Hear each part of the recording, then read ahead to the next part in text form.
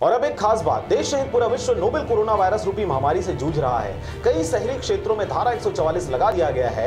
ऐसे में आरजे रमझाझर भी आपसे अपील करता है, बिना कारण घरों से ना निकलें, समय समय पर हाथ अपना साबुन से जरूर धोएं और बेवजह फैल रही अफवाहों से दूरी बनाए रखें। यकीन माने, भारत सरकार सहित शासन प्रशासन इस महामारी को जड़ से उखाड़ने में जल्द ही कामयाबी पालेगी।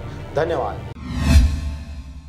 नमस्कार, आप देख रहे हैं आरजे रमझाझर और मैं हूं पुखराज सिंह। राजनांदगांव कलेक्टर ने पूरे जिले के निवासियों के लिए आवश्यक वस्तुओं की पर्याप्त उपलब्धता बनाए रखने के संबंध में निर्देशों का पालन करने अपील की है। देखिए यह रिपोर्ट। आप जिस क्षेत्र में निवास करते हैं उस क्षेत्र में किराना स्टोर, सब्जी तथा दूध पार्लर का नंबर एकत्रित कर लें और घर बैठे ऐसे व्यक्तियों को अपने सामान की सूची और मात्रा जो आवश्यकता है व्हाट्सएप अथवा मैसेज पर दें। इसके बाद दुकान संचालक आपको यह सूचित करता है कि उनके द्वारा पूरी सामग्री पैकिंग कर दी गई है, तब स्वयं उपस्थित हो जाएं। यदि दुकानदार के पास सहयोगी है तो उसके माध्यम से सामान मंगवा लें। किसी भी परिस्थिति में आप अपने पड़ोसी से किसी अन्य बाजार में पैसे बचत करने के लिए न जाएं। इसी प्रकार जो छोटे दुकान हैं, यदि उनके पास आवश्यक वस्तुएं समाप्त हो गई हैं तो उनको रिफिलिंग करने की आवश्यकता पड़ेगी। रिफिलिंग करने के लिए थोक व्यापारी या बड़े व्यापारियों को वो फोन से आवश्यक वस्तुओं का व्हाट्सएप में ऑर्डर कर सकते हैं। उन वस्तुओं के परिवहन करने के लिए उनको वाहन की आवश्यकता लगेगी। ऐसी परिस्थिति में जो थोक व्यापारी हैं वे एसडीएम राजनांदगांव के कार्यालय से उपस्थित होकर